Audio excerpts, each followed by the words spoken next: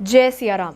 अगर आपके भी कार्य असफल हो रहे हैं और आप बहुत ज़्यादा परेशान हो गए हैं कि आखिर ऐसी घड़ी में क्या किया जाए, आखिर इस समस्या से बाहर कैसे निकला जाए, आखिर मेरे लिए क्या सही है क्या गलत, मुझे समझ नहीं आ रहा, तो सुंदरकांड की ये एक चौपाई आपको बल बुद्धि विद्या तो प्रदान करती ही है, साथ साथ आपको साहस प्रदान करती है, आत्मविश्वास प्रदान करती है और आपके संकटों से आपको बाहर निकालती है। तो इस वीडियो को एंड तक ज़रूर देखिएगा और अगर आप चैनल पर नए हैं तो सब्सक्राइब करना बिल्कुल ही मत भूलिएगा और अगर आपने कर दिया है तो बहुत बहुत धन्यवाद आपका।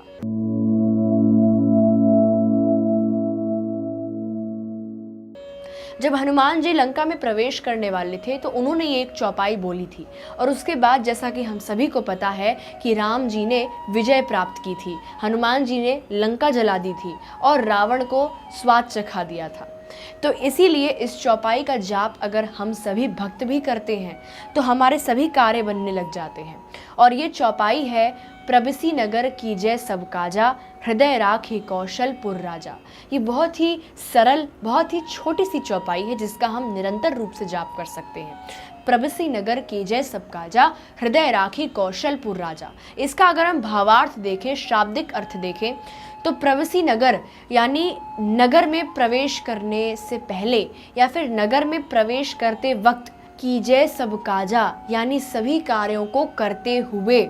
और हृदय राखी कौशलपुर राजा यानी हृदय में कौशलपुर के राजा यानी राम जी को हृदय में रखते हुए। तो हनुमान जी जब लंका में प्रवेश कर रहे थे तो लंका में प्रवेश करने से पहले उन्होंने अपने हृदय में कौशलपुर के राजा यानी राम जी को धारण किया, अपने हृदय में रखा, उनका चिंतन किया, सुमिरन किया और उसके बाद कीजय सब काजा यानी सभी कार्य उनके होते चले गए।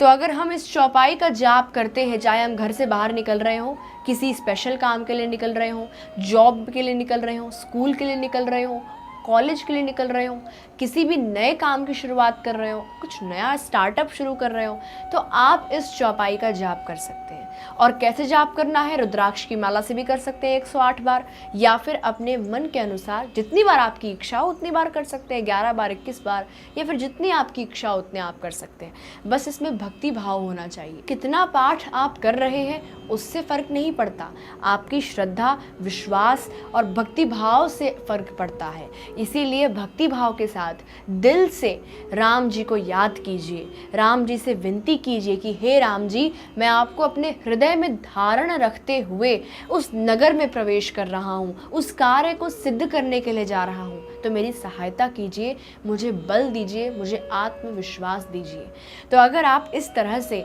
उस चौपाई का जाप करते हैं तो आपके सभी कार्य बन जाते हैं। और अगर आपको घबराहट भी हो रही है तो अगर आपने ये 2 लाइन बोल ली तो आपकी वो घबराहट, वो स्ट्रेस, वो एंग्जाइटी वो ख़त्म हो जाएगी, क्योंकि सुंदरकांड की हर एक लाइन में इतनी शक्ति है, इतनी पावर है कि वो आपके डे टू डे लाइफ को चेंज कर सकती है। इसीलिए अपनी ज़िंदगी को ट्रांसफॉर्म करने के लिए सुंदरकांड पढ़ना शुरू कीजिए, सुंदरकांड के हर लाइन का मतलब जानिए। और अगर आप चाहते हैं कि मैं सुंदरकांड की संपूर्ण व्याख्या करूं, सुंदरकांड के हर एक चौपाई, हर एक दोहे का मतलब आपको समझाऊं, आपको उसका शाब्दिक अर्थ बताऊं,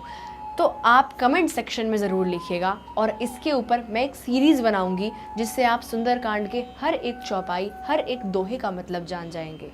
और राम जी की कृपा को आसानी से प्राप्त कर सकेंगे।